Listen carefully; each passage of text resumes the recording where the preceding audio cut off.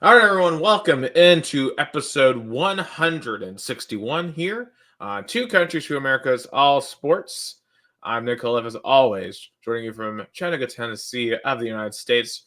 Thankfully, back in Tennessee. Joining me from Americana, Sao Paulo, Brazil is Gustavo Tomazeli.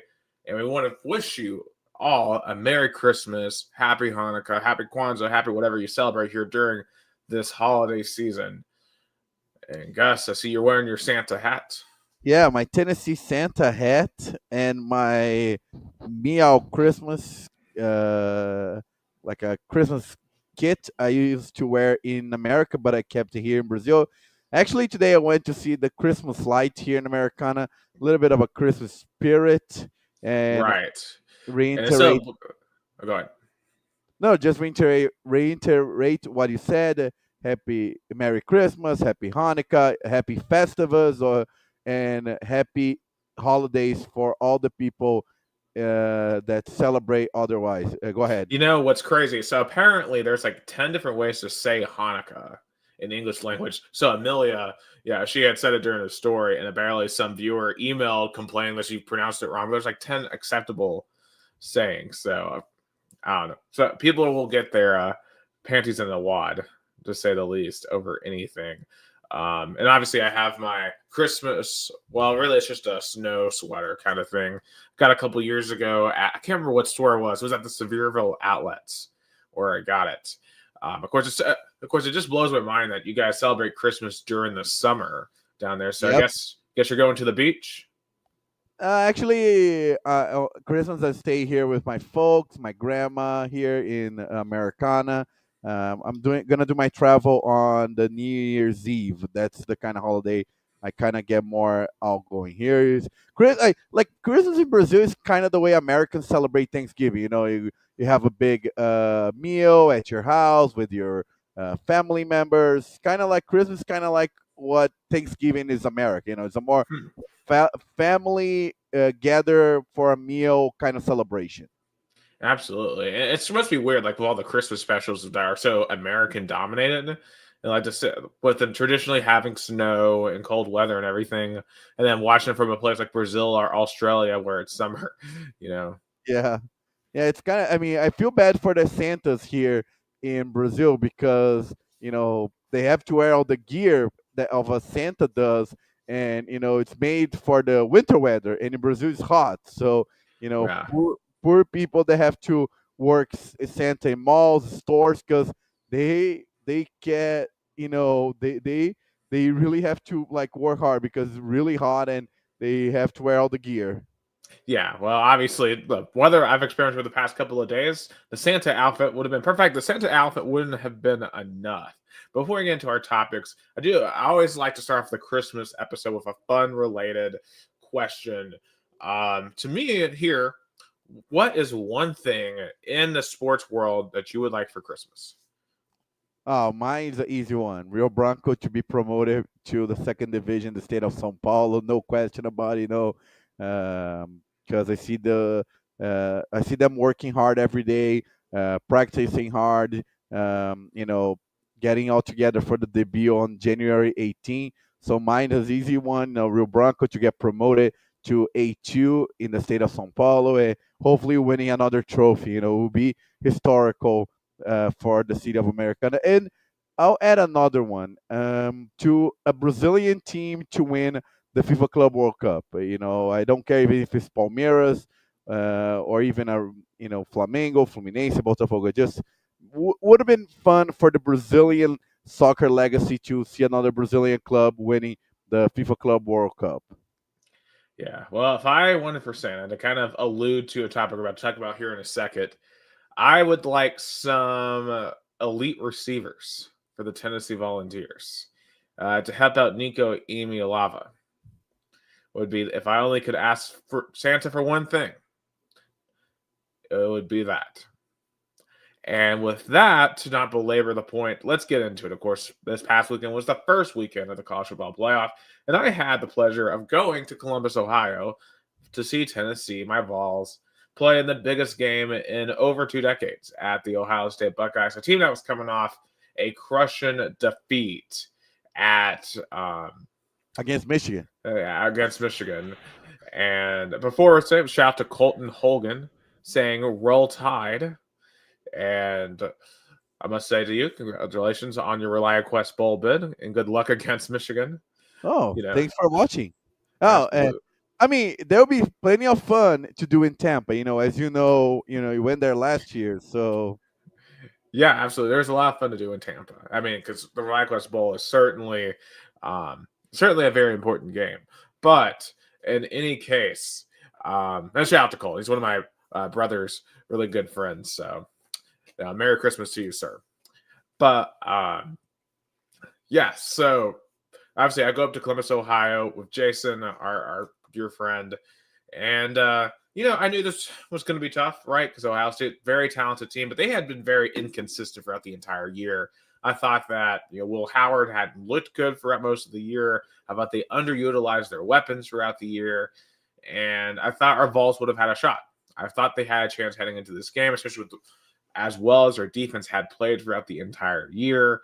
And maybe if our offense came to play, who knows what could have happened in the horseshoe. Um, Safe to say, this one um, was not in doubt for very long. Also, thank you, Colton. Wishing us Merry Christmas as well. This one was over before it started. The fun that was to be had in Columbus was in the pregame, the back and forth banter with the Ohio State fans, because once the same kicked off, it was just apparent that Ohio State was very clearly the better team in every facet of the game, and it was just a beatdown. And it was humbling. Is the word? If I had to describe this game with a word, it was humbling. how much the face mask penalty, you know, had it, you know, influenced the outcome of the game? Do you know? Because Tennessee, I remember that play was like a third down, and Yeah, Tennessee was able to stop, and then it changed from a 3 and out to a first down, and then Ohio State capitalized. I think it that play changed the momentum of the game. I obviously it got Ohio State rolling early, so maybe the game wouldn't have gotten out of hand. So it wouldn't have been 21-0 at the end of the first quarter. I don't know if there's anything that really could have changed, given what both teams were working with for Tennessee to win that football game. The gap was just huge. I mean, and obviously the face mask was massive, but I just think Ohio State clearly was extremely motivated to play that football game. They clearly were tired of hearing people wanting to fire Ryan Day, that they were a disappointment, and they wanted to come out and flex. And that's exactly what they did. And for Tennessee, we know about the rows that we have had on the road. And I was hoping maybe in this spot, Tennessee would really show up, but those lights, I mean, I can tell you from firsthand, being in those stadiums, the Ohio Stadium lights are very, very bright, especially when you're walking up right into them. Uh, we just had no shot. I mean, our offensive line was completely outclassed by Ohio State's D line. Yeah, I agree with you. I just think because it remind what we discussed on the pod is that Tennessee had to really get going early to kind of silence the crowd, and that face mask and that touchdown changed the momentum. It gave Right. a sort of a confidence, and it kind of took it away all that uncertainty that was hovering around Ohio State after they lose to Michigan at home. Yeah, I mean, I'll say this, and obviously there was a lot of Tennessee fans there. I'd say at least 20, 30,000 fans. Ohio Stadium did not feel that loud. Like, it was a great atmosphere. It's not as loud as Neyland, when Neyland is, like, really into it, or as loud as many of these other SEC stadiums. I was not blown away by the noise of Ohio Stadium. I thought South Carolina 2 years ago, when we got blown out there, was way louder than this, personally. But all the off the field things, and people are going to talk about, we got distracted with the Neyland North and all the other narratives. And maybe the one narrative maybe that we as a team got caught up on was the Cole narrative, right? Like coming out and warming up in pregame shirtless, which was cool in the moment, but like you had to back that up with good play on the field, and they did not do that, and they make themselves look like fools by doing that. I think the one thing we have to kind of take a lesson here from Ohio State, because Ohio State, when you look at the way they lost to Michigan a month ago, they mentally lost that football game. They were so concerned about being seen as tough that they didn't effectively use their weapons. They didn't put out the most effective game plan because they wanted to win a certain way. Um, for Tennessee, you can almost say to an extent, maybe the same thing happened here, although maybe it's not necessarily as much of a game plan, as much of a mentality. It was a very much, okay, you think that we're going to get cold? All right, here we go. We're going to show up shirtless. We're going to try to, from the exterior, prove that we're a tough team. But when the game actually started and things started going wrong, it just didn't work. And I'll say this: I think the Vols fought in this game. I don't think this team quit at all during this game. We saw in the second quarter there was a surge by the Vols. It just wasn't enough because at the end of the day, ultimately, as much as we hate to admit it, the talent is still not at a top tier level. Like we are a top 10, 15 team of talent. But Ohio State is the most talented team in the country. And when Ohio State decided to just come out with their hair on fire, remember back in 2022 when Ohio State got embarrassed at home at Michigan, they came out and gave Georgia everything they could handle. This to me was their best performance since 2022 Georgia. The problem is we didn't have the talent nor the mental fortitude of 2022 Georgia to withstand Ohio State's best effort and win that game. And of course, Georgia was in Atlanta, so they had a home game. But Tennessee they showed why they're not Georgia. They showed why they're not a national title contender. They showed why they're not a top-tier championship program right now. And that's the key, right now. Because we have to remember, this is 4 years ago, this Tennessee program was dead. And I don't think anyone would have thought Tennessee would be in this spot in 4 years, because I remember when Heupel took this job, I said, you're probably going to take him like 5 years to get this program into a good, just decent shape.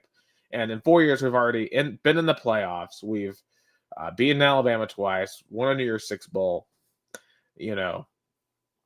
So I can't be really that mad about where the Vols are at right now. But, it's just demoralizing and humbling to see a game where you have no advantage anywhere. I mean, except maybe kicking. Kicking was like the one area. But outside of that, we had no advantage in this game. Yeah, I think Tennessee's a little bit behind because, we all discussed it last week how Ryan Day inherited a good program, and we kind of allured the idea that he was going to get fired. I guess I don't see why not. I don't see why he would get fired now. He's going to face the number one team in the country again to the third straight time, to the second straight time, and I think he definitely gave an answer to that debacle against Michigan. And also, I think Tennessee show a lot of the things that made this team, why this team was lost to Arkansas and to Georgia. I think this team show, for example, we all knew that the first half, the first quarter, Tennessee. I remember against Florida, Tennessee couldn't score against Florida in the first half. So We couldn't that score against Kentucky. We struggled against Mississippi State. We struggled, frankly, against Oklahoma. We couldn't score against Alabama in the first half. We, in most of our games this year, especially most of the SEC games, struggled. We never looked complete in conference play. Yeah. So all those struggles really were enlightened by Ohio State toughness and efficiency. I think it was, of course, Ohio State deserves all the praise, and they definitely. I agree with you. The best performance they had since the loss against Georgia in in the nail biter. And Tennessee definitely has to see this as a okay. We plant our flag into the college football playoffs, but now we need a little bit an improvement in the roster to be, for example, in a quarterfinal match. Yeah, I mean, when you look at the talent disparity, like I'll say this, I think after seeing this in person, I think this Ohio State team is probably the most talented I've watched since at least 2021 Georgia. Definitely, probably in terms of just raw execution, 2018 Alabama. That team with Tua, Waddle, Ruggs. Remember when they scored like 28 in the first quarter in Neyland in 2018? I mean, I wasn't even mad at that game. I was just in awe of the performance that Tua put on that day. And I'm just like, I've never seen a football team operate this well. I got that feeling again watching Ohio State. And the athleticism from guys like Jeremiah Smith. That guy is going to be a star. I hope the Titans take him one day in the NFL. Travion Henderson, the hurdle that he had, and I think either the second or third quarter, unreal. Howard played a really good game. He was efficient. He got the ball to where he needed it to be. And we just had no answers. And you really have to ask when it comes to this Tennessee team, were we really that good throughout the season, or did we benefit from a weak schedule? Because here's the thing, people are going to ask it the same question about Indiana, about SMU. And we're going to get to those two in a minute. But let's rethink about the schedule. How many good teams did we actually beat this year? I mean, Alabama was 9-3. This was the worst Alabama team in 15 years. Florida needed some miracles to go 7-5. Oklahoma barely made a bowl game. Kentucky was 4-8. Mississippi State won 2 games. We lost to a mediocre Arkansas team. The best team by far that we played all of the regular season was Georgia, and we lost to them by 2 scores. NC State didn't make a bowl game. Obviously the free cupcakes were the free cupcakes. And Vandy, had a decent season for their standards, but it wasn't like, they're great. They're Vandy. Obviously 10-3 is still a really good season. And I don't think we should take that for granted, right? Because it's not too long ago we were losing to teams like Georgia State and BYU. So I will take going 10-3 with a freshman quarterback, with a program that's still building. But if we had a schedule like Georgia's or Florida's, because those two teams had much harder schedules than us, they both had to go to Texas. They both had harder out-of-conference games. Like Florida played Miami. Georgia had to play Clemson and Georgia Tech, who were all better than NC State. I don't know if we would have finished 10-2. And you just have to wonder, did we get a little lucky with the draw? And hey, you play the schedule that you get, but I do feel like we lucked out a little bit to get to the spot in which, hey, Kentucky and Alabama blew perfect opportunities. Like Bama lost to Oklahoma and Vanderbilt, and we didn't. We won those games. Ole Miss lost at home to Kentucky. We beat Kentucky at home. So we took care of our business when we had to win. But I do wonder, have we overrated the SEC this year? I don't think so, Nick. You cannot put Tennessee faced a really good Ohio State team that lost to themselves and on the field against Michigan State, and to the number 1 team in the country, Oregon. So you cannot take this game and kind of put into perspective the whole conference and even the whole season for the Volunteers. I think Tennessee had in terms of strength of schedule, I'll give a Tennessee a B minus. B minus. It's not that weak, but it's not that strong. I'll give it a B minus. Yeah, I would probably give it about the same as well. And hey, and not I'm not really complaining. We'd been playing the hardest schedules year in, year out, so we were due a little bit of a break. Yeah, but kind of going back to my Santa wish at the beginning. just watching these receivers on Saturday night, granted you had injuries, right? Like Squirrel White couldn't go. Jonte Fortin had injury issues. Root McCoy was on 100%. And it just showed. Nico had no one to throw to all night long. Had no one. And credit to Ohio State. Ohio State's defense played awesome. And Nico, I think Nico was probably the best player on the field for Tennessee on Saturday night. He did everything he possibly could. He put his body on the line for the balls, but he had no help. And I just wonder, too, would this game have been any different with Dylan Sampson if he were healthy? Because only having him for a handful of carries, it killed us. We had no run game. And we needed Dylan Sampson to be able to sustain some drives for us, and we didn't. And that really, really stings. Because I don't know if that's enough to change the game, but it could have been enough to maybe prevent a blowout like what we saw. So that stings too. That if I had known that Dylan Sampson was only going to run the ball 5 times before they get this game, I would have known what was coming. And from a defensive standpoint, man, we just, once again, like Georgia, we got no pressure. Just no pressure at all, which is really disappointing because this group is so talented up front. And it just didn't work. And the secondary, who I'll say for the most part this year played really, really well, they didn't. But at the same time, Ohio State was by far the best passing attack, especially the best group of receivers they had played. So the one positive is at least Ohio State isn't in the SEC, so you don't have to deal with them on a consistent basis.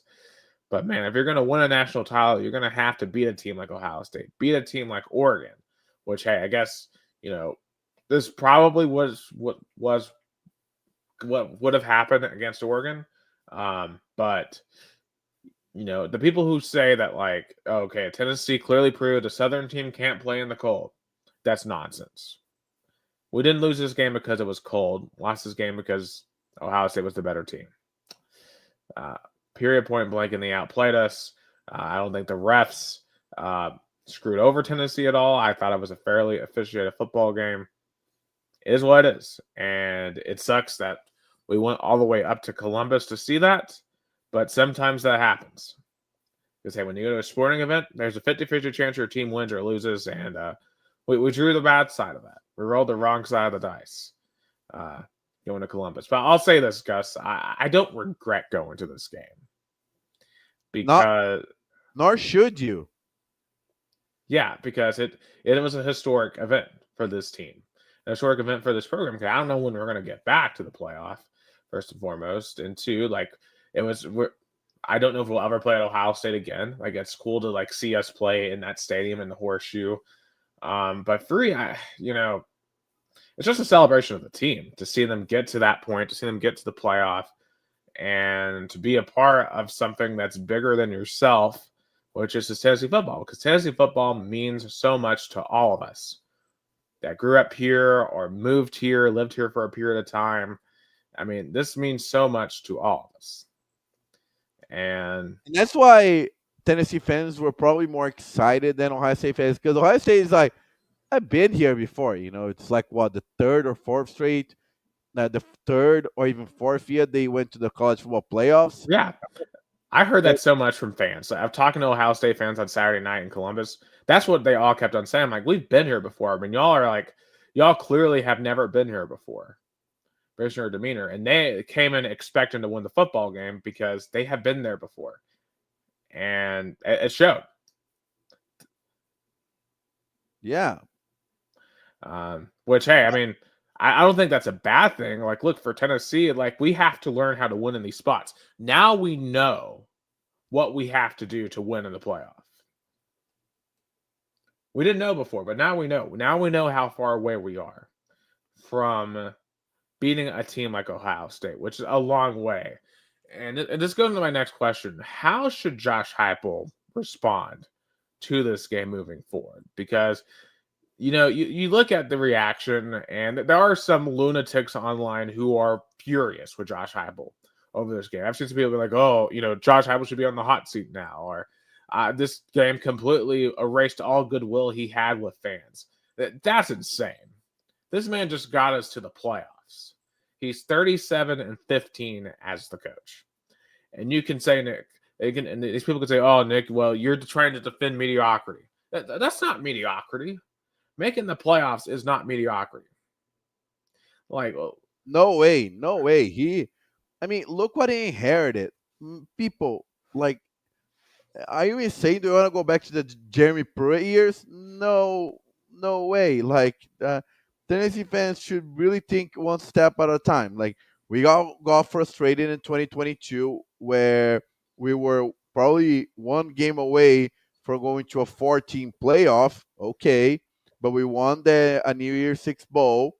Last year, uh, a major step back, but we lost key players from the 2022 team, and we won the bowl game. I was there. My Super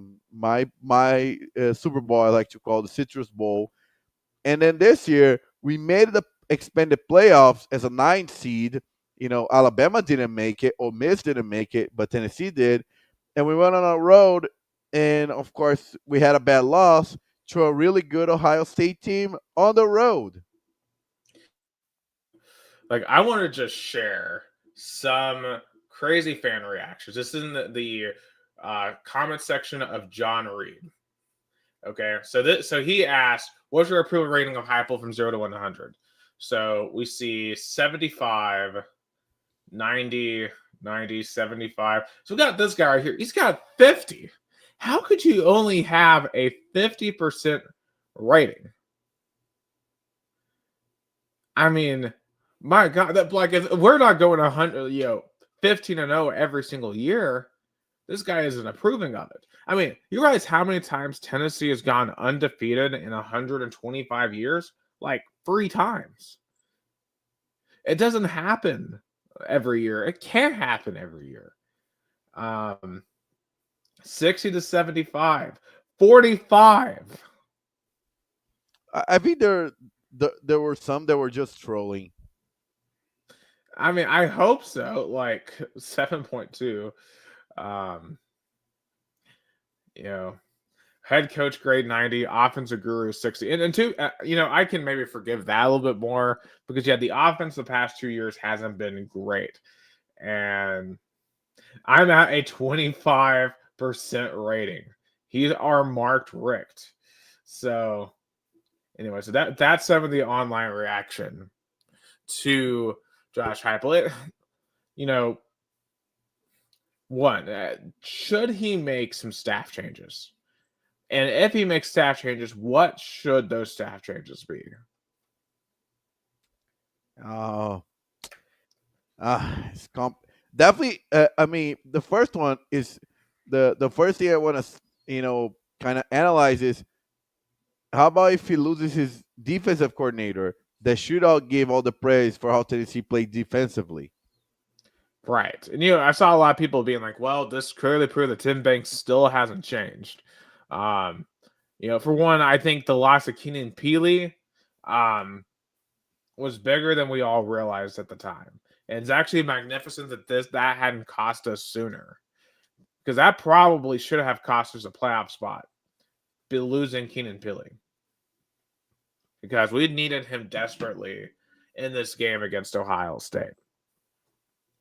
But if you lose Tim Banks, it could go one of two ways, right? You could either obviously get a better DC who solidifies Tennessee's defensive abilities, or what if we whiff? Like, remember Bob Shoop back in 2015? And everyone's like, oh, this guy's going to be amazing. And then he proceeds to throw up the worst defenses of the past 10 years in 2016 and 2017. The wire's not greener. The grass isn't greener on the other side all the time. And Tim Banks has been a good DC. Not a great DC. I think there are DCs out there that would be better. But the answer isn't automatically to fire. Now, there are some position coaches that we probably should think about maybe replacing, like the offensive line coach, Glenn Ellerby.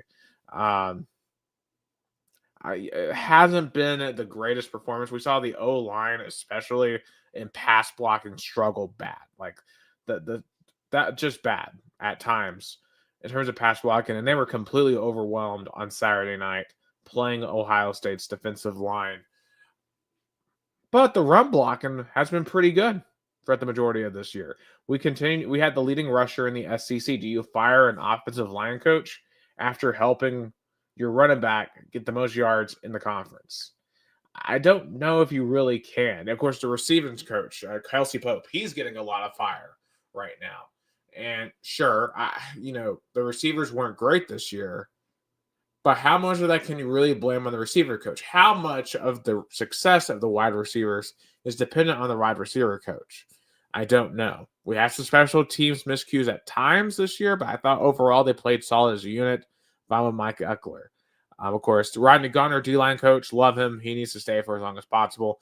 William Martinez has been mediocre as the DB's coach. Although the DBs I thought overall played really well this year, but on Saturday they just fell apart. So I do wonder if he should be replaced.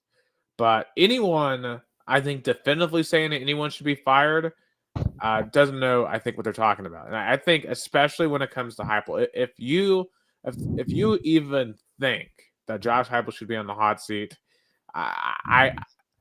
you need to find a new team to root for, because clearly you don't deserve to root for a team that has any success at all. And look, I get it.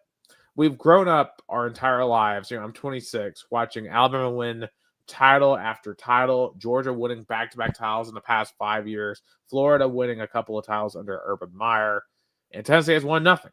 I get it. We want to be a national championship program. But it's so hard. Only one team a year can win it. And Tennessee has to build that reputation of being a program that can win it. And we're just now entering. Yeah, go ahead. For example, look how many years took Jim Harbaugh to build that incredible undefeated team at Michigan. Yeah. And people wanted him fired. Yeah. Because he kept on losing to Ohio State. Same thing for Ryan Day, by the way. All these crazy people have been like, oh, they need to fire Ryan Day. I mean, I've been saying here for weeks. I'm like, yeah, I get it. That it sucks that he loses to Ohio State. But he doesn't lose to like anyone else. We saw how good he is of a coach the other night. Yeah, he is definitely not losing his job. I wouldn't think. I think it also is insane for anyone to ask Josh Heupel to be fired. I mean, look how many years Tennessee gave to Derek Dooley, Bud Jones, and Jamie Pruitt that didn't even came close to what Josh Heupel accomplished. Absolutely. Now, I will say this about Heupel. He's got to figure out road games.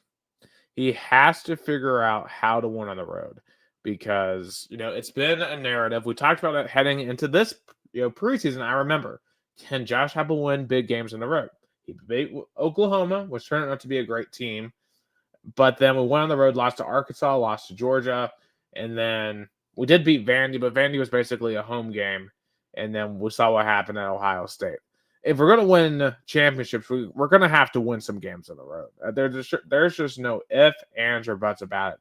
If you're going to win the SEC, win a championship, you have to win on the road. And I don't know what the solution is to this road game problem, guys. Like this, I mean, it's not just, one thing to lose to Ohio State or Georgia. We also lost to Arkansas midway through the year, and it's just infuriating. And to me, I floated this last year, and I might be more inclined to believe it now. I think Heupel needs to make some offensive adjustments. Of what, I'm not entirely sure, but it feels like teams have figured out this offense.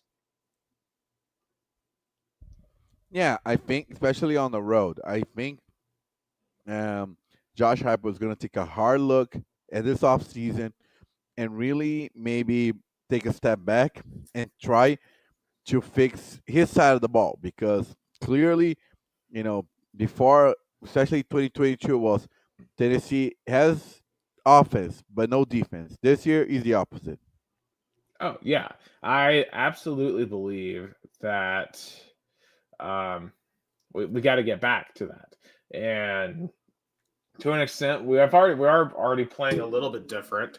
We were very much ground and pound this year. We didn't have as much tempo. Um, yeah, so we just have to continue growing, and I believe that we will grow from this. Now, do I think that Josh Heupel eventually is going to win a title here, like Harbaugh did? Yeah, It's going to I be hard. definitely. Yeah, I definitely believe. I definitely look. Hypo won in not year one, not year two, not year three, not year four, not year five, not year six, not year seven, year eight. Eight. Josh Hype is one, two, three, four, finishing year four, half of that.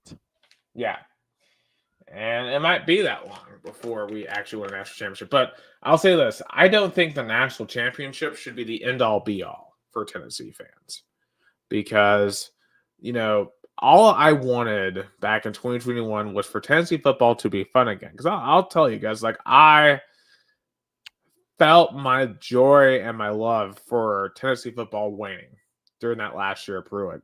It was so miserable. I disliked that particular team so much that I could feel my passion was beginning to drain.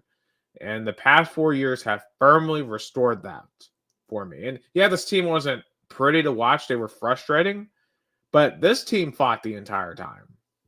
And I will fondly remember this team for everything they've accomplished. Beating Alabama again, beating Florida. I mean, you realize I've only seen us beat Bama and Florida 3 times in my life each.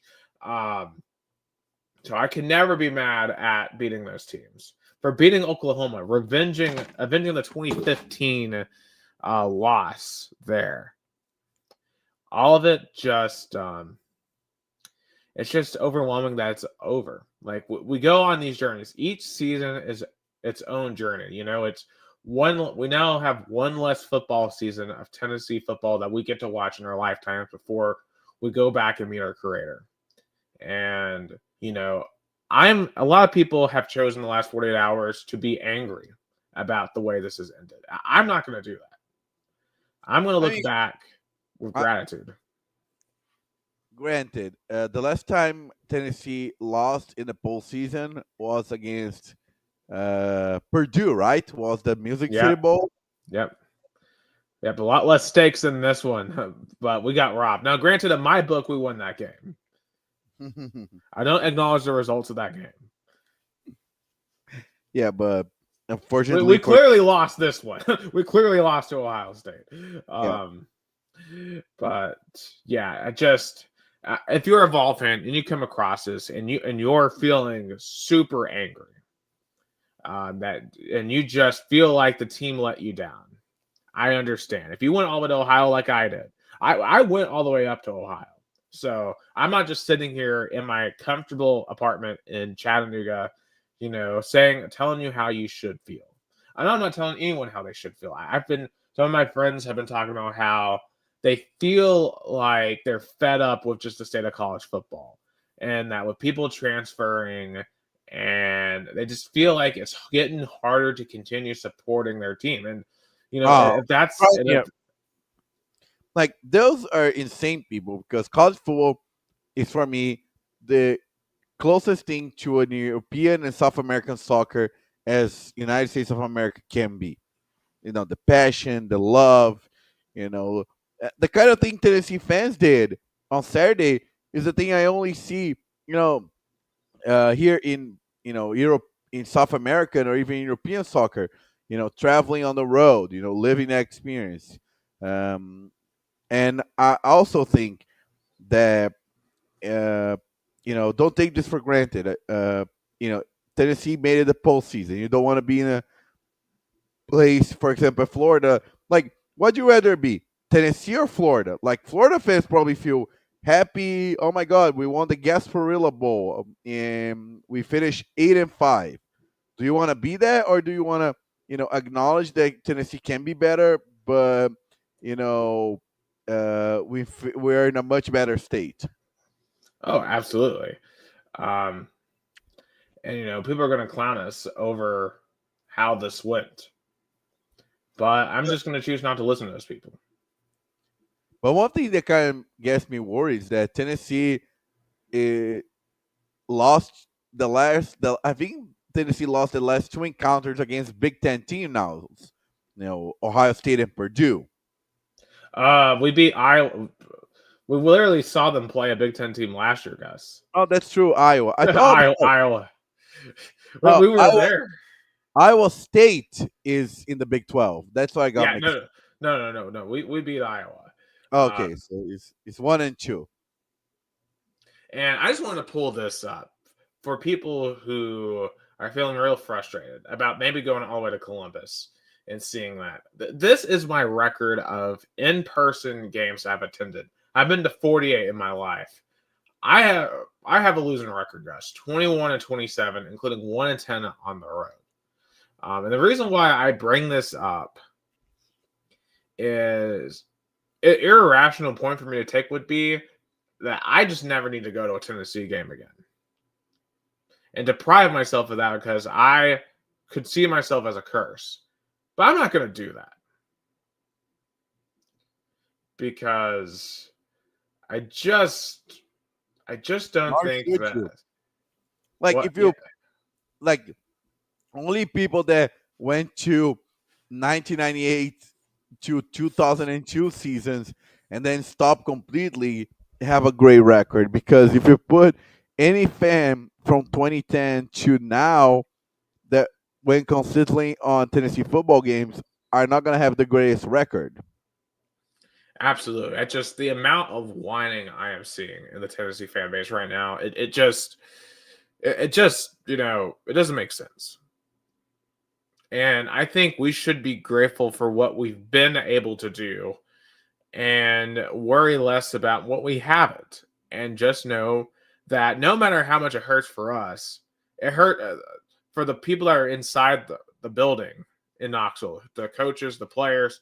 This hurts more. I don't want to know what I don't want to feel what Nico's feeling right now. I mean, you go through all of that just to have that happen to you in a playoff game. I mean, I know he's got to be furious right now, and I know he's going to work his butt off all offseason. And when we get back on the field in August in Atlanta versus Syracuse, I'm going to be right there rooting for them again because, for hell or high water, this is my team and this is who I'm going to root for.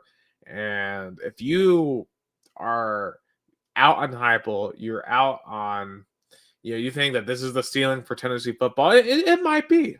It might be. Maybe we'll never win another national championship. It's possible. But it ain't going to change the fact that we're orange. Frequently, it ain't going to change the fact that I rep a power to you everywhere I go. So, and I'm damn proud of what this football team accomplished this year.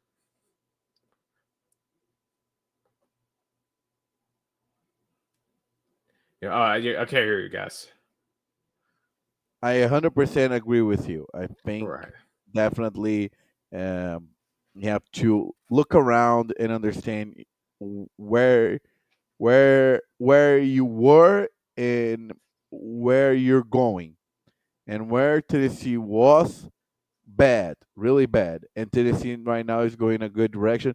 And so, I mean, we're gonna talk about later on the basketball program, but the athletics department. Look how Tennessee's finishing 2024 with a national title in baseball. Who would have thought of that 4 years ago when Tennessee lost an athletic department that was a legend as in Philip Fulmer and replaced with an outsider of Danny White. Yeah. Yeah. I mean, the fixes have come in such short order that maybe we have forgotten how to lose, how to deal with loss. Um, but in any case, it is what it is. Oh, congratulations to Ohio State. They won it. And I guess the final ball-related question on the football side of things, what grade would you give the 2024 football season? B minus. I'm going to give it an A minus. My prediction preseason was 9-3. I didn't. I thought we would be on the outside looking in on the playoffs. We managed to get there. I know we didn't win. I know the games weren't pretty for most part, but this team fought through a lot to get to the playoff. And I know for some people that's a moral victory. And some people would probably call me a wimp, a pussy, or whatever for this take. They may call me a sunshine pumper for that take. I don't care. I enjoyed this season. I had a lot of fun with it. And we'll see you again on August 30th in the Mercedes-Benz Stadium. And when we do this virtual all over again. Yeah, definitely. And I want to say that it was a night to remember. Definitely, the outcome wasn't great, but and I like the spirit. I mean, I want your reaction to it. How the Tennessee fan reacted when they play Rocky Top and that song, Hey Hey Goodbye. I'm not gonna lie, I had stepped out a little early before that happened. I Uh, I one thing I want to say, Nick. I'm gonna be honest with you. I mean, you are a really great friend of mine, but I would have seen it to the end. I know it's painful, but I pay. Wasn't when you pay, even though it wasn't that expensive, but it's costly, the ticket, the travel, and everything. For me, it's like I'll stay the entire game. I'm gonna be there, even though it's hard, at least to feel the last ounce of an experience I could get. But I saw it was a kind of interesting. I like the kind of spirit, and from what I saw, the videos, Tennessee fans took it lightly.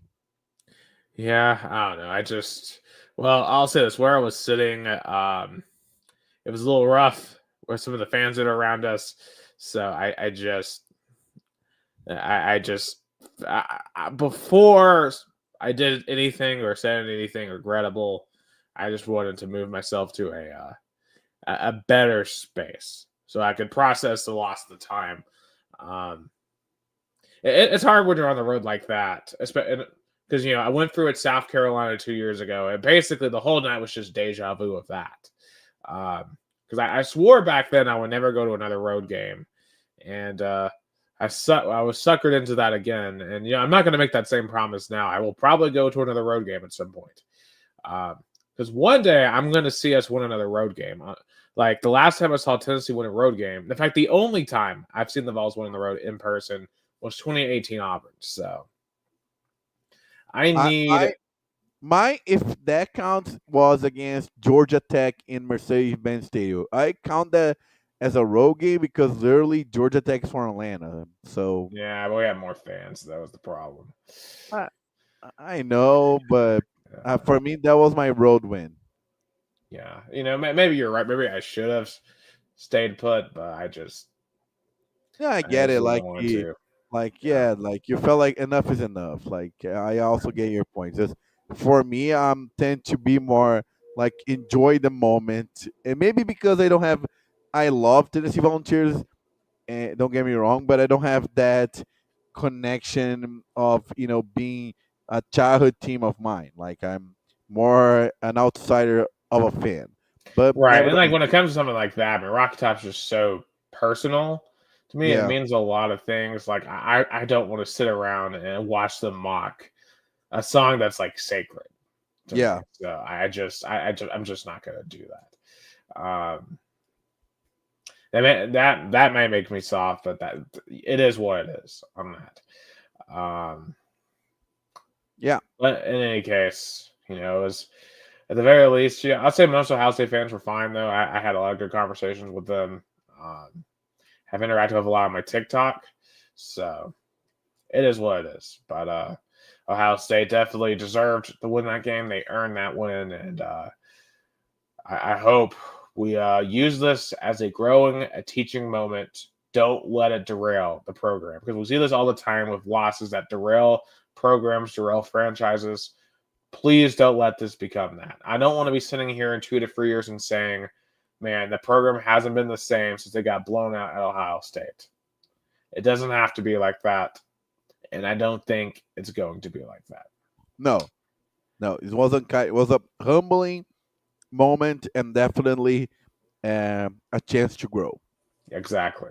Now, back kind of focusing more on Ohio State. Um, so obviously the discussion around Ryan Day was wild, to say the least, heading into this. And Kirk Herbstreit, during the fourth quarter broadcast, he said something to the effect of, the lunatics at Ohio State don't know what they're talking about, and they're being fed the flames by programs such as First Take. So he called out a program on ESPN, the company he works for, which then prompted Shannon Sharp this morning. And I want to pull up this clip because this is nuts. What Shannon Sharp said this morning on First Take. Okay, so I'm going to share this because this must be seen to truly be believed. Even though I'm going to let it slide. I'm going to be a good teammate. I'm going to let it slide. Everybody's at ESPN, because had you not taken the route you taken, I would have lit their ass up. So I'm going to let it slide. You know what, guys? Congratulations, Ohio State. You won the game. But, hey, if we're going to be on the same team, if we're going to work for the same network, don't do that. Kurt, Chris Fowler, I promise you, if you ever mention anything, any platform that I'm on again and talking about, I wonder what they're going to say in negativity, I promise you, ESPN ain't got enough bosses to keep me off y'all for what I'm going to say. So I'm going to let y'all slide today. I'm going to turn it over to D.O. before I get myself in trouble. But don't play with me. Go ahead, D.O. So He wasn't having it. No.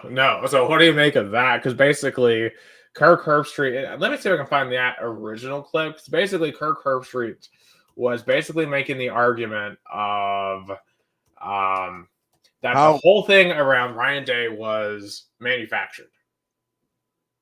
Yeah, like he was calling out a show from his own the network that he works that kind of have inflammatory, um, uh, kind of inflammatory statements, especially you know, to situations like is Ryan Day, you know, a good enough coach? Yeah, so this is the original clip that prompted that. He's heard about it. Now, Kirk, how much of this softens the blow of that Michigan loss? More work to do, right, for folks to forgive and forget that one? I can't speak on behalf of the lunatic fringe. I'm not sure how they operate. Yeah, the lunatic fringe at Ohio State is as powerful as anywhere in the country. How big is the fringe? Well, it used to be 8 to 10. I think it's grown now to about 15 to 20. So I don't know. I'm sure they'll be happy tonight, be fired up about what the Ohio State team did. But God forbid they lose to Oregon. They may want to fire them again. But that's not reality. I mean, no. That's the thing. When you hear pundits on this network and other places talk about that with certainty, yeah, it's nonsense, frankly. I mean, the public doesn't pull the trigger and get rid of the coach. No. The administrators do, and they're behind them. Yeah. First Take tried to fire him. They thought he was done. So I'll be excited to see what they talk about on Monday. Performance. I think was fine up until the last They had him out. They're trying to find replacements. But here he is. There he is. He's still got his hat on. He's still coaching. What do you think about those clips back to back? I think maybe maybe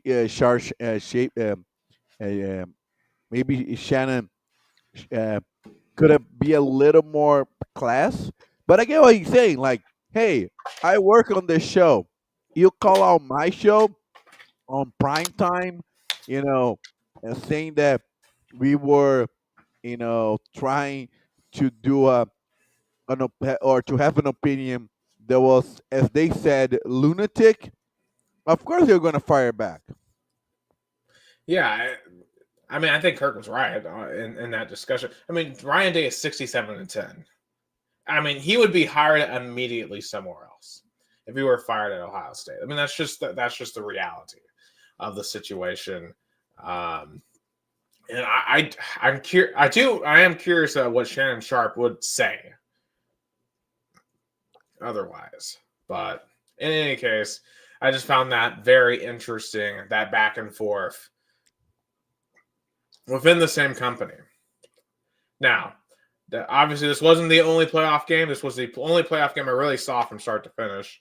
Actually, that's a lie. I did see Indiana Notre Dame on Friday night. Didn't really see SMU Penn State or Texas Clemson, but all of the favorites won convincingly. No game was closer than 2 scores. You know, I just the question is, you know, we were so excited for the 12-team college football playoff and excited to see these home games in the playoffs with all the scenarios. And we finally got our playoff games and they stunk. All of them were bad. Maybe now a lot of people are going to question, was 12 teams maybe a little bit overreach? I don't know, because there are years where this is going to be really entertaining. There are years where you're going to have great 9v8s, 10v7s. This just wasn't that year.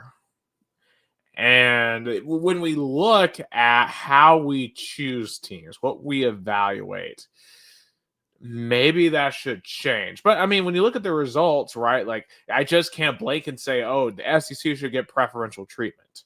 Because I do still think the SEC is by far the deepest conference. But we have to ask, how many great teams were there in the SEC, right? I mean, Tennessee came out to be the 3rd best team in the SEC this year. They were the 3rd team that made the playoffs. They got crushed.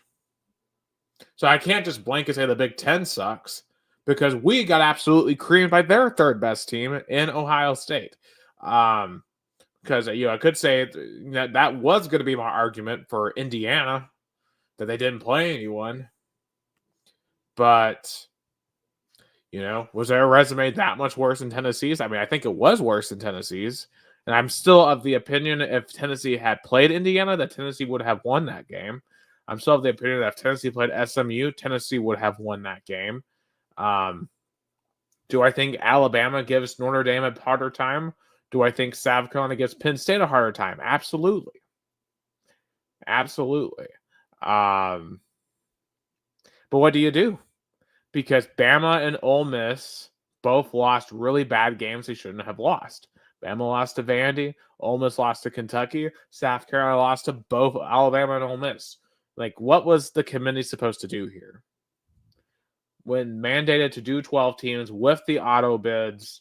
And I think that's the real problem here is the auto bids. Like, why does Boise State and Arizona State get an automatic skip to the next round? No one thinks either of those 2 teams are better than Tennessee or Ohio State. No one. And I get that Tennessee got blown out, but like, how many teams would have gotten blown out in that exact same scenario in a night game at Ohio Stadium? I think pretty much everyone outside of Oregon would have been crushed in that scenario. And maybe Georgia. Yeah, that's a good point. Let's say, I mean, the draw that we got was just terrible. Not that that's an excuse. We had to play the team that was in front of us and we didn't get the job done, but we shouldn't have had to play Ohio State first round. And Oregon shouldn't have to play Ohio State in the quarterfinal. Like, the fact that this is a quarterfinal match is absurd, because it feels like it could be the national championship. Like, whoever wins the Rose.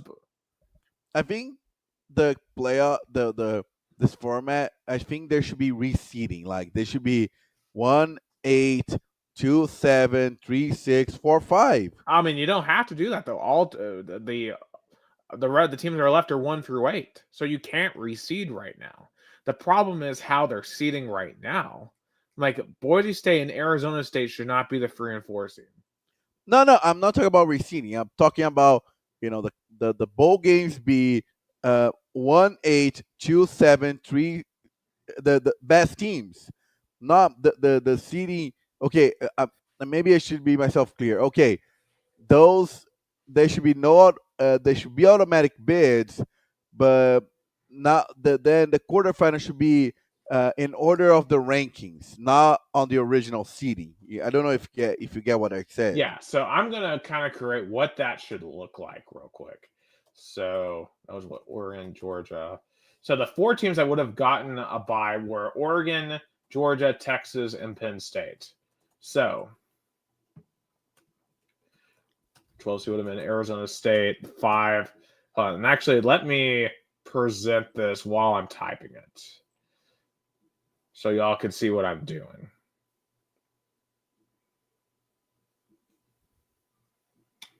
Okay.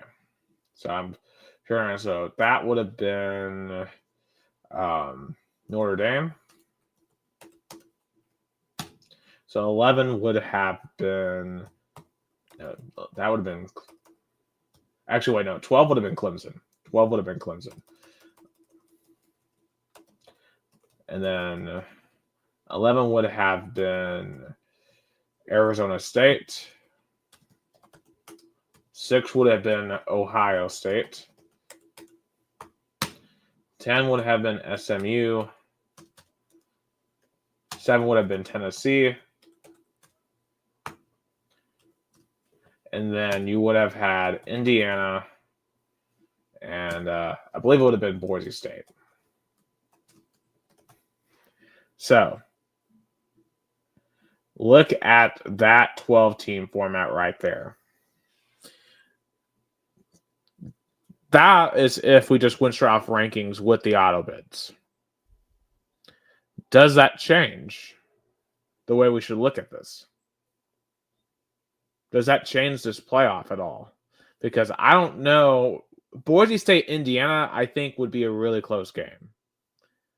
The other 3, I still think are blowouts. Well, I don't know. Clemson, Notre Dame actually would be interesting. Yeah, the rematch of the ACC championship in 2020. Right. And now let me pose this next scenario. What if we just got rid of the auto bid requirement at all? So you have no Big 12. So SMU stays in, but then you get Alabama. And then right here, you get South Carolina. Is this a better playoff? No, I wouldn't say better. I would say probably with more hype. But yeah, but it is what it is. I think the committee decided that, and the only thing that I think is really unfair is seeing Oregon, Ohio State in a quarterfinal game, not in a semis or even national title. Right, because Oregon should have to play like Boise State or Indiana the first round, a game that they would be significant favorites in, and not Ohio State. But that's unfortunately what the situation is. And, obviously, shout out to Penn State, Texas, and Notre Dame. They all took care of business. But let's be real, they were all by far the more significantly better teams in each of their games. And there really just wasn't a lot of a hype, a lot of intrigue in these games. And this is the thing. If this is going to become like March Madness, there has to be intrigue, and there just isn't. Like a March Madness, you don't know what's going to happen. But it felt like it was obvious what was going to happen here in the first round. And it begs the question, can we put on an actual compelling tournament from start to finish in college football? I don't know. Can we get to a point with NIL and the transfer portal where we are going to be able to? I don't know. Like, if all the talent's going to be consolidated towards the top, are we heading towards an MLB type situation where you're just going to see blowouts like this all the time? And it's going to be the antithesis of what we were hoping for with the playoffs, which was meaningful games where teams could play for the right to win a championship and not have to rely on voters. But wouldn't we say the games from 20, 30, 40 years ago weren't as much of a blowout as this? Yeah, of course we had some blowouts in the 14 playoff. Notre Dame knows that very well, and I think probably there will be years there's going to be a lot of upsets. This wasn't the case at all. And I still think it's good to have more playoff games. This first round was really good. I still lean towards that direction. I still do. And I think the one thing that we're going to see is I think the more that we do this, now the road teams next year will know, okay, none of what those 4 teams did worked. We need to approach this a little differently. I think what you saw, especially in the Indiana and Tennessee games, those teams were really conservative heading into that game. So they just, I think road teams next year in the playoffs need to be a lot more aggressive. Be aggressive because there is no tomorrow when it comes to these playoff games. It's win or go home. And I think that you're going to see the strategies change. I think as the transfer portal evolves, you'll continue to see teams become better. And I think you're going to see criteria changes. You're going to see the auto bid change because it has to change for the best games possible, for more interesting games. You're going to see this change. So it's disappointing that we didn't see any good games in the first round. I hope we see some good games throughout the rest of the tournament. And speaking of the rest of the tournament here, we've got the quarterfinals. I'm not sure if we're going to have another show before next Tuesday and Wednesday. Probably, yeah, I think I was going to say, let's do another one before the actual games and do probably the one, I'll say... like next Monday?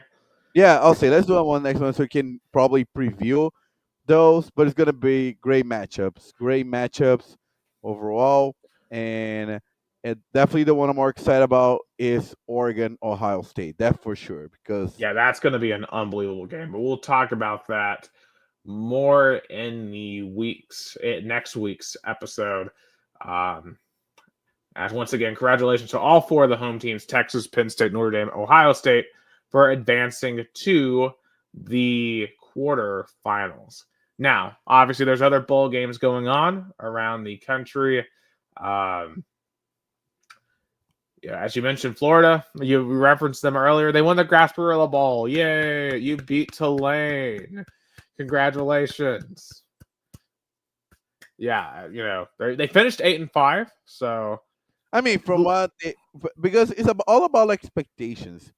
Is from what they start the year, from what they are now, definitely was better than they thought. Yeah, it was better than they thought, but it's just so funny that Florida is celebrating. It's so funny. Like, the once proud program is literally just happy with mediocrity. Yeah, but in any case, the rest of the bowl games, like UTSA beat Coastal Carolina at Coastal Carolina today, 44-15. So good win for the Roadrunners. Northern Illinois won in double overtime. The lone vanquishers of Notre Dame. Our former OC plays tomorrow on Christmas Eve in the Hawaii Bowl. Alex Golish in South Florida against San Jose State. I will be watching It's a Wonderful Life like I always do every Christmas Eve. It's a tradition for me. The best Christmas movie and top 5 movie of all time. Probably the most interesting games, though, are on Friday. I'm looking forward to Georgia Tech and Vanderbilt and the Birmingham Bowl. Yeah, that'll be the Nerd Bowl. Texas Tech, Arkansas could be a good one as well. And Memphis, Oklahoma, Navy will be interesting as well, just because is there any world where Oklahoma loses to Navy? I mean, it certainly could happen. I think also when you look at this Saturday, BYU versus Colorado, a Big 12 match, and it sounds like Colorado's none of their players are opting out. So that's an interesting game. East Carolina, NC State, that's kind of a rivalry game in the Military Bowl. And then by the time we come back to next Monday, Iowa, Missouri, that game's going to be terrible. That's not any game involving Iowa automatically is bad. I mean, for me, it was good. First good. Oh, shout out Tennessee fan Laura Nelson, but her husband is happy. He is a Longhorns fan. He is definitely gonna make the. Laura, are you guys gonna make the trip to Atlanta? Yeah, you totally should. I mean, I don't know how many Arizona State fans are going to be there. There should be plenty of tickets for Texas fans. And hey, I'll be I'm low-key kind of hoping Texas can make a run. That would be a cool story for the Longhorns. Because I think she says no, they're not going to Atlanta. But I mean, they're going to be definitely heavy favorites to beat Arizona State. I expect them to beat Arizona State. That next round, though, man. Either Oregon or Ohio State, that is going to be a dogfight for Texas. But we will get there when we cross that bridge. So that's kind of all the bowl games that we are looking at over the next week. And Laura says she is from Arizona. So how do you feel about the Sun Devils winning the Big 12? That came out of nowhere this year. They were second to last. And we're going to talk way more about them next week because there's two teams next week who, if we're going to see a Cinderella story, it's going to have to come from either Arizona State or Boise State. And frankly, I think these playoffs are going to need one of those two to pull an upset to really justify. To legitimize those automatic bids. Yeah, they need one of those two to either, at the very minimum, at least take this game in the fourth quarter. Like if Arizona State can push Texas to the limit, if Boise State can push Penn State, that could justify this entire thing. But if Penn State and Texas rout both of those teams, then we were going to have to sit down and have a very serious conversation. Yeah. No, and she's surprised about Arizona State, but definitely is a Texas house now. Definitely, her husband is a big Longhorns fan. They are my parents' neighbors in Nokomis, Florida. Nick was there last year. We had a great time there. We're kind of on a year since I was down there, so yeah, it's crazy to think that. But in any case, definitely next week we're going to talk about more of the quarterfinals. But I'll say this: I think it's going to be at least two really competitive games. One is going to be Ohio State, Oregon. Oh, for sure. But in any case, the last thing college football related I want to bring up, though, transfer portal continues to be nuts all over the place. And there's a certain situation that's making things interesting. Apparently, Duke is going to play Tulane's quarterback $8 million to come to Duke. $8 million for Duke, who doesn't even care. He is apparently the highest paid player in college football history. Darian Mensah. One, I didn't know Duke cared that much about football to pay this money. And two, where are we going as a sport? Maybe it's an answer to North Carolina hiring Bill Belichick. Right. Is this sustainable? Is Darian Mensah really worth $8 million as a quarterback? I mean, saying how much is it how far can we take this before we start bankrupting programs, before we start how long boosters are gonna keep the party going, keep feeding this system, right? And and really where it's going to get really bad here is these small schools like Tulane. I mean, you're basically just farm teams now. Yeah, for sure. I mean, how are you supposed to build a program? Like, tonight, and I'll talk about the basketball games here in just a second. I don't just look at them and be like, oh, okay, this player for MTSU or this player for North Dakota is really good. I hope they can stay and build their programs. I'm thinking, can Rick Barnes go and get him? Yeah. Because we've seen it the past couple of years. Dalton Connect, Chaz Lanier this year, all of the players that we got on our team, these guys all came from smaller programs, and they developed them for us. We bring them here, and now they're amazing for us. Why develop players? Why develop high school talent when you can just go buy players who already are on your team? So I guess more and more, for example, I was thinking, like now those players that introduce themselves, for example, in the NFL, and tell those schools, like what kind of school they're gonna say, because they're gonna be players with a big resume. They're gonna be like, oh, I've been all over the place. I've been to LSU, Arizona, Kansas. Like they're gonna have a list that reminds like a 8, 9 year veteran in the NFL. Yeah. I mean, we look at the JUCO ruling today. Of course, this was brought up by Diego Pavia over at Vandy. A judge has ruled that the NCAA can't count a year of JUCO as a year of college football when they previously did. So basically, anyone who played out of school, like, did you ever watch Last Chance U, Gus? Yeah. So if you play at a school like EMCC or Independence, that no longer counts against you in college football. We're going to have dudes who are playing 8, 9, 10 years.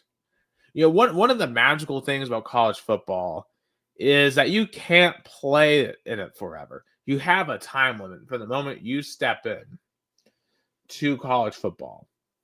If someone can stick around for 15 years, that to me takes away a little bit of the magic. Yeah, and also, by the way, great ruling for the JUCO colleges, because now they can say literally, I'm a farm system. Come play for me. You develop, and you'll still be full eligibility in the NCAA.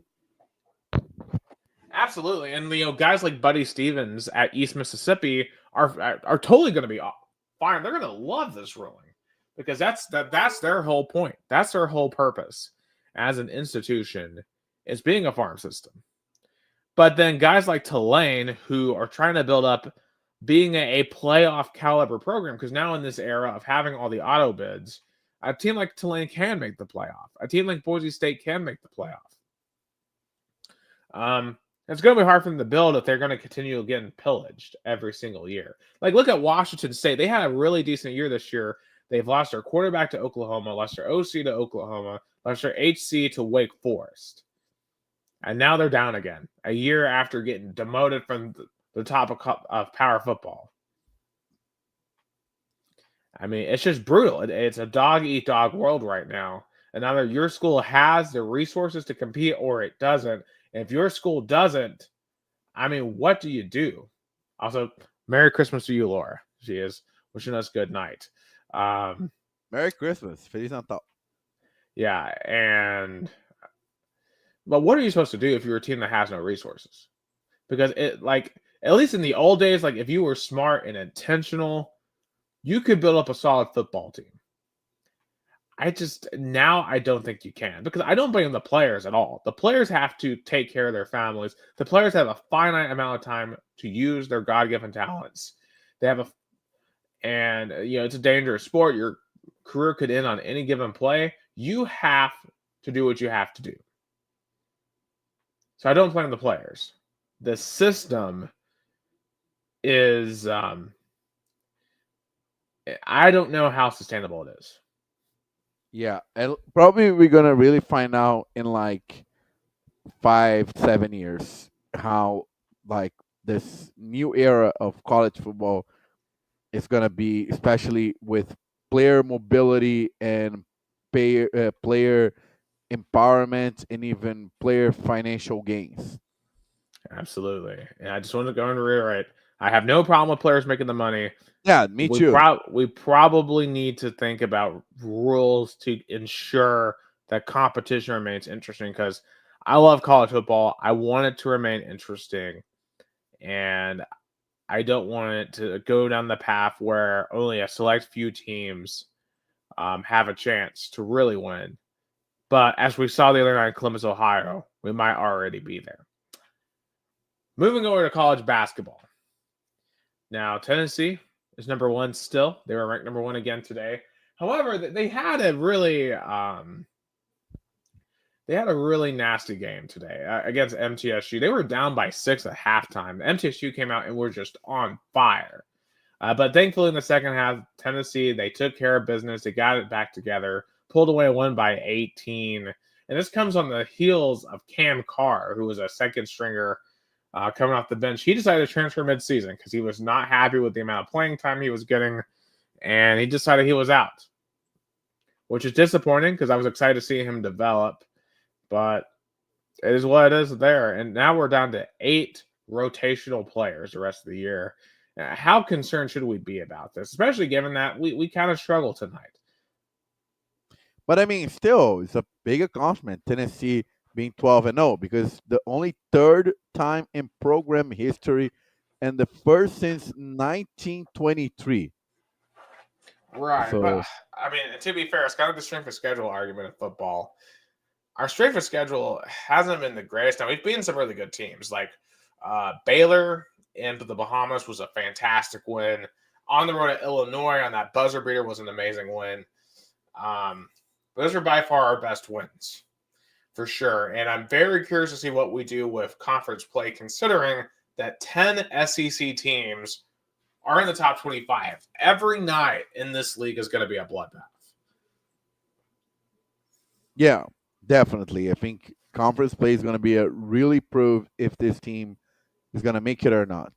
Yeah, like no one should be expecting us to go unscathed. Yeah. Like mentally prepare yourself now for some losses. I think every SEC team should mentally prepare for some losses in the regular season. That doesn't mean you're a bad team. It just means that you're having to play literally every good team. The Vols don't play for another 8 days when they play Norfolk State. Their first real game in conference play is Arkansas at home, and they're ranked number 23, so that's going to be a hard game. Then after that, they go to undefeated number 6 Florida. So that will be a welcome to the SEC.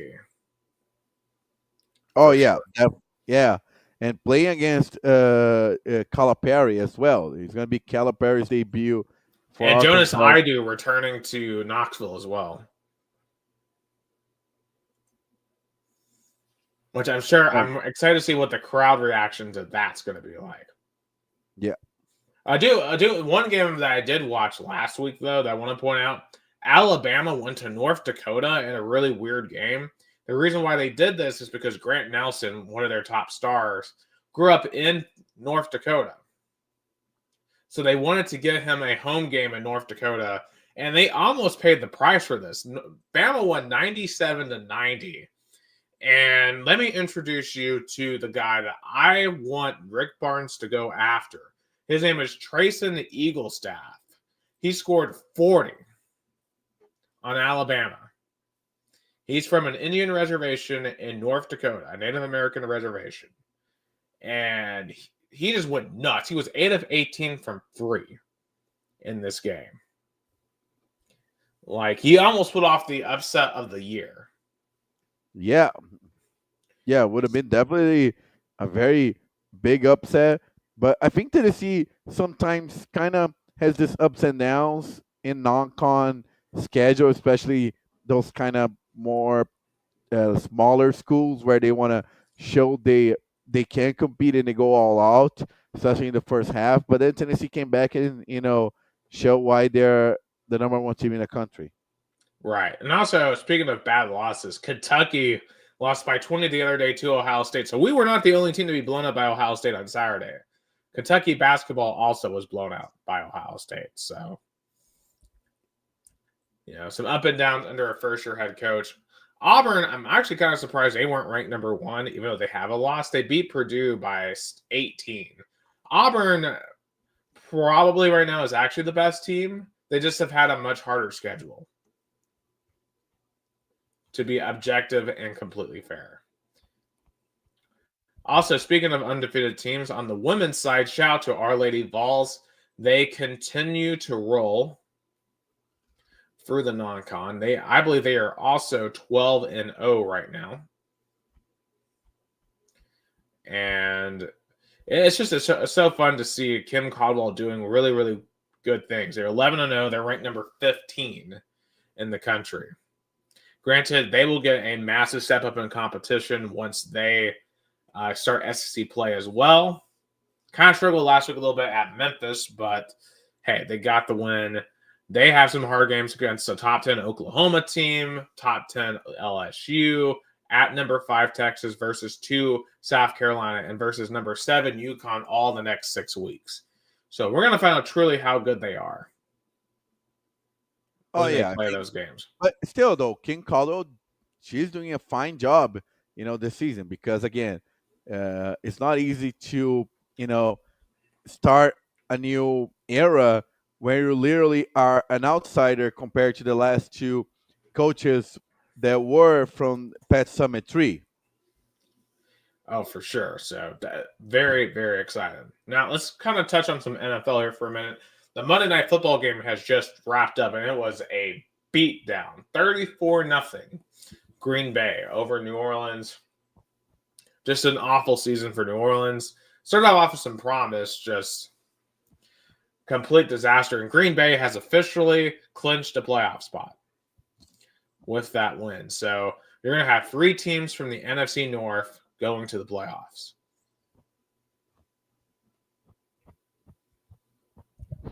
Yeah, and I was definitely a beatdown. Even Malik Willis came to the game by the end, and Derek Carr did not play. Spencer Rattler had some interesting plays, but definitely Green Bay were the better team and totally deserved to win.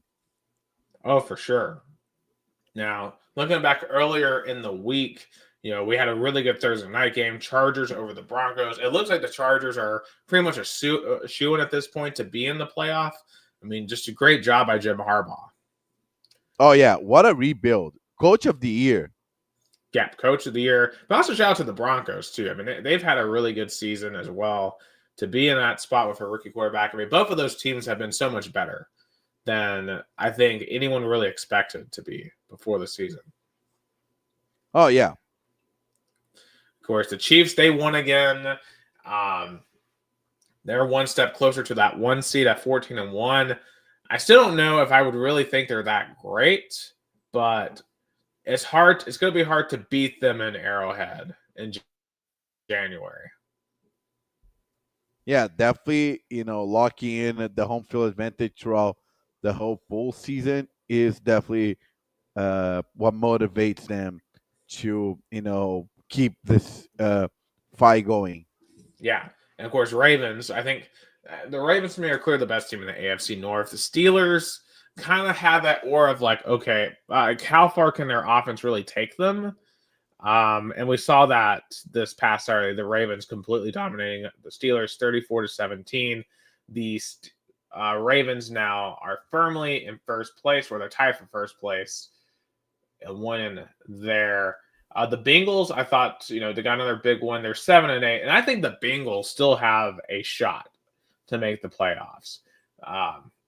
But they have to win this week in a big critical home game against the Broncos. Yeah, it's a do or die game. Yeah. Also, the Commanders. Now, I don't think they're going to come back to win the NFC East. Jaden Daniels. Wow. Yeah, Daniels is so good. And I will always be thankful that he is my dynasty quarterback because somebody traded me him for Will Levis in a first. What a bad trade for them. Great trade for me. Yeah. So I'm a big Jane Daniels fan. I still think the Eagles are really, really good. But hey, that feels like Washington's biggest win in years. Yeah. And I think,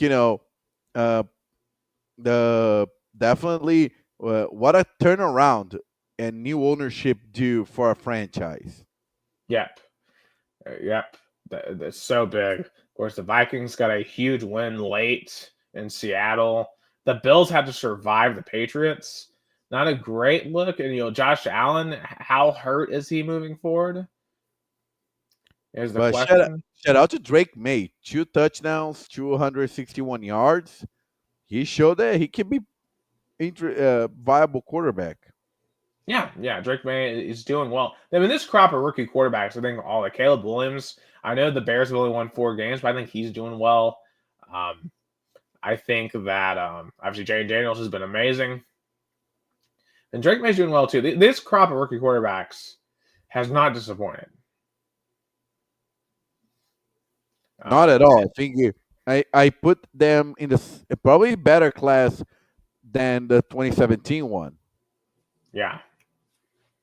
We'll see how many championships they win compared to that class, but they're going to be right up there. Also, the 49ers officially out of the playoffs, man. That's just disappointing, but I don't know how much you can really blame them. And it's just injuries everywhere. Yeah, they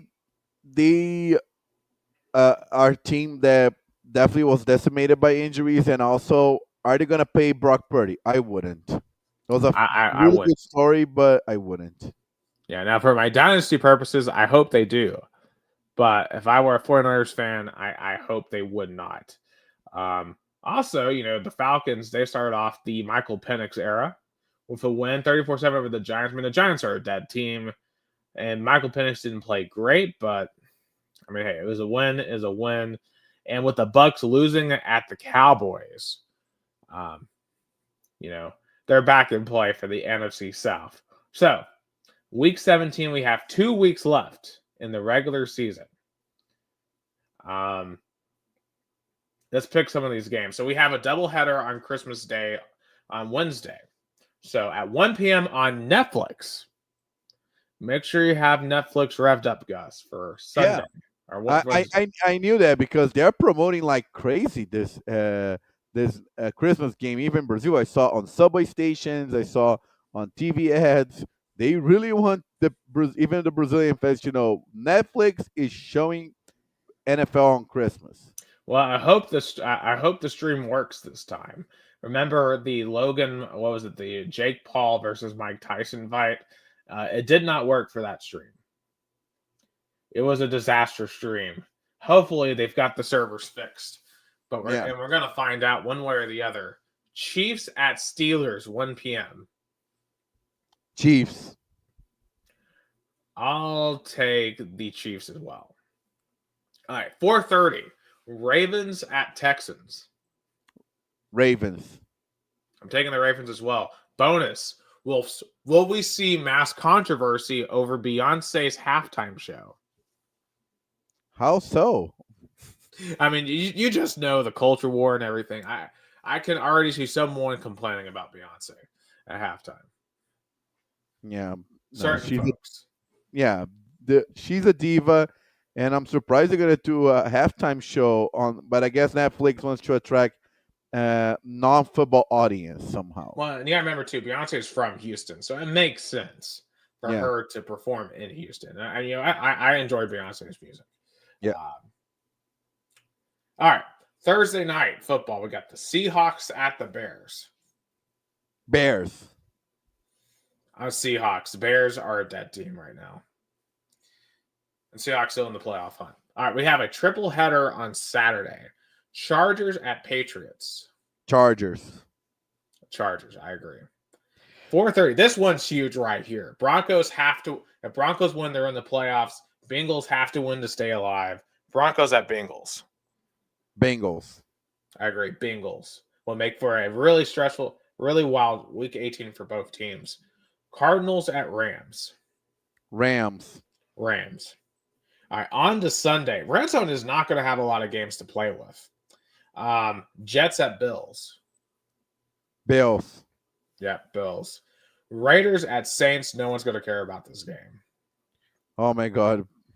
I mean, $28 in New Orleans. I'm sad that why this game couldn't be when I was in New Orleans back in 2017. I would have loved to watch an NFL game for $28, but give me the Saints. Yeah, and I wish Derek Carr was healthy too for this. But give me the Raiders. All right, Colts at Giants.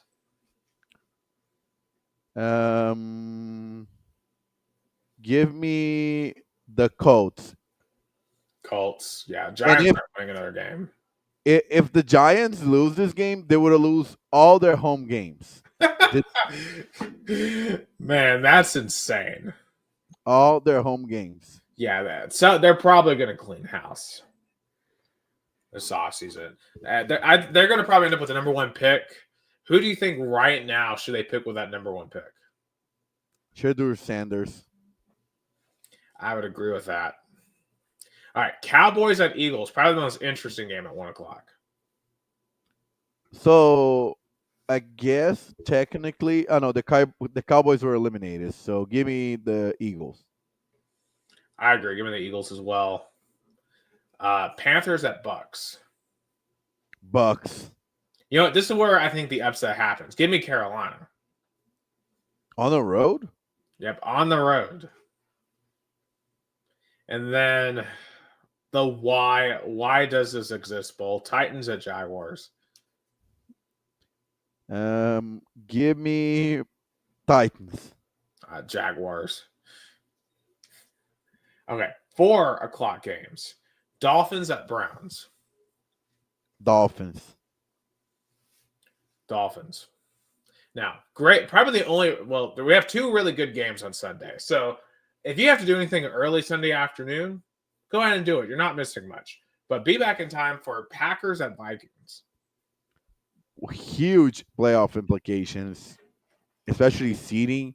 Give me Minnesota. I'm going to take Green Bay on the road. Yeah, I mean, I guess they're this, but I mean they are coming off a Monday night game. But even though they were done by halftime, it still takes a part. Now, Sunday nights, a battle of rookie quarterbacks: Michael Penix versus Jaden Daniels. Falcons, Commanders. Commanders. I'll take Commanders as well. Monday night, we've got the rematch of the NFC title game: Lions at 49ers. Lions. Yeah, Lions.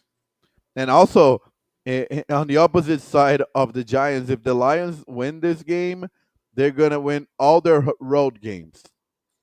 Yeah, and I believe, I'm trying to think about what the scenario is. Well, it probably will come down to the very last week on the 1 seed. If both the Lions and Vikings win, we're going to have a week 18 battle for the number 1 seed. And it's crazy. It's going to be, and look how crazy. And the loser of this game is going to be the 5 seed. See, I mean, look, we talked about this in college football. It's impossible to have a perfect seed. Totally. Yeah, so it is what it is there. But that's why, but you had all season to get to that point. So, and it's completely objective and completely by record. So, anyway, it's going to be fascinating to see how this plays out next week. Also, speaking it's Christmas, the NBA, and let's be real, most of us are going to be watching NFL games, but there is still NBA Christmas because the NBA is still trying to make that into something that matters. The slate here is Spurs, Knicks, Timberwolves, Mavericks, 76ers at Celtics, Lakers at Warriors, and Nuggets at Suns. Are there any of those that catch your eye? Maybe my New York Knicks and and see Victor Wembanyama, but outside of that, no. I mean, maybe Dalton Connect playing with the Lakers at night is interesting, but I'm not going to watch Timberwolves at Mavericks over any of the football games. Or 76ers and Celtics. I'm not going to watch that. Yeah, but you're right. And tickets for MSG is $236 for Spurs Knicks. I guess my friend Romeo Chavez, he was asking me about sporting events in New York. I told them you might be better off going to the Pinstripe Bowl and watching Nebraska Boston College, which is a fun atmosphere in Yankee Stadium, than going to the Knicks Spurs game, and probably would spend way less. Right.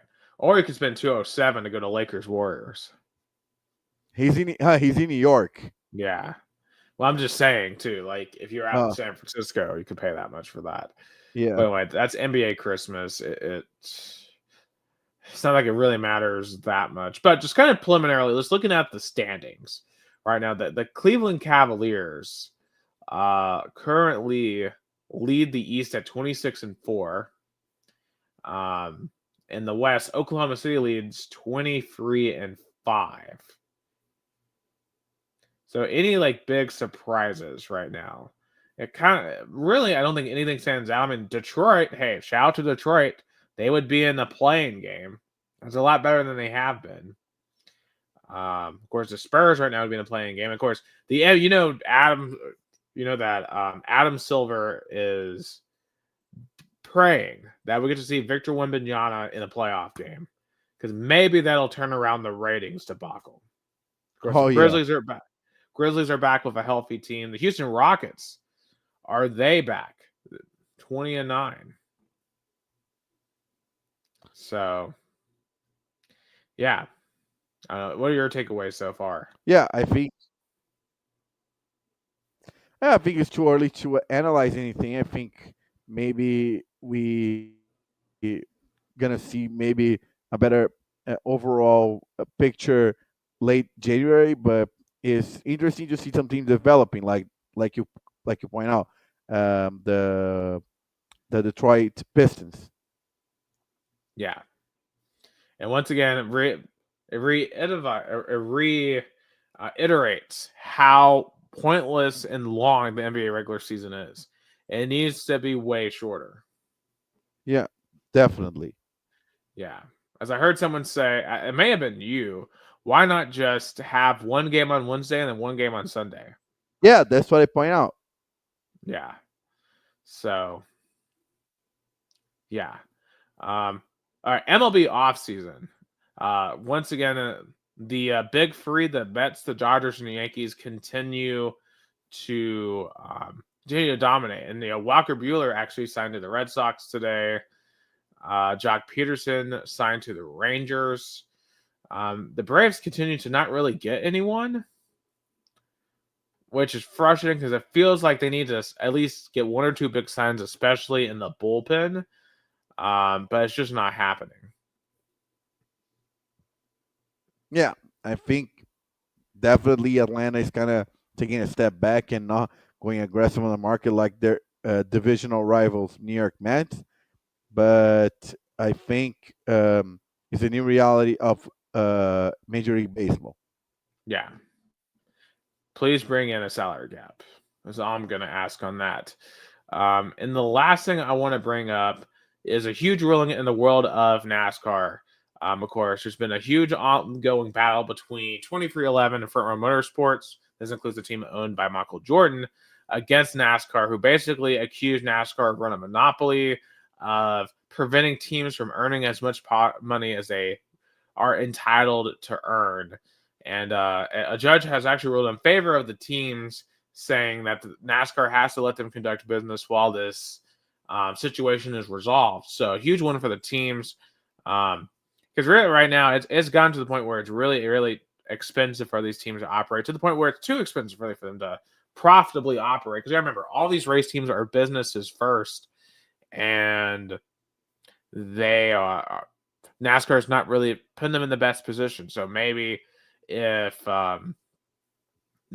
this changes, maybe the teams will be able to actually breathe a little bit, and we'll see more competitive race teams, which is what we all want to see. Yeah, I think that should be the goal, and be more competitive and able to profit off your success.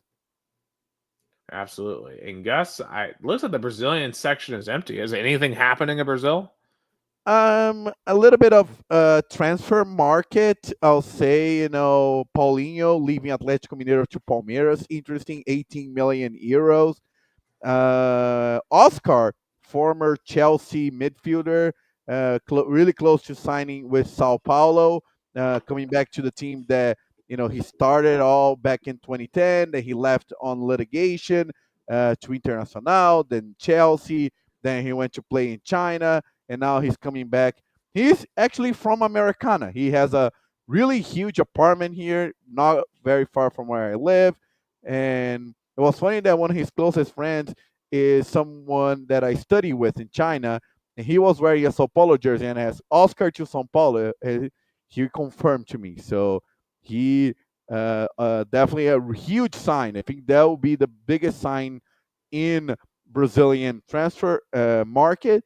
And overall, Rio Branco keeping strong in the preseason. They did not play on Sunday. They're going to have a preseason match against Pauli Jundiaí, but it rained too much. That was canceled. The next preseason match is against their region rivals, Kings de Piracicaba.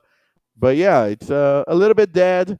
That's December in Brazil. Not much happening. Only transfer market and preseason.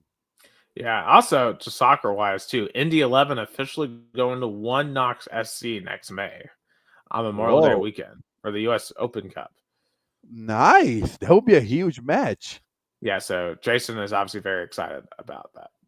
Another conflicting match, but I guess for Jason would be no brainer rooting for Indy 11. But yeah, I mean, like he roots against Lou City, and then that's Louisville, another place that's near and dear to him. So anyway, I just want to bring that up since we're bringing up soccer. But that is all the time that we have for this special edition, this Christmas edition of Two Countries, Two Americas, All Sports.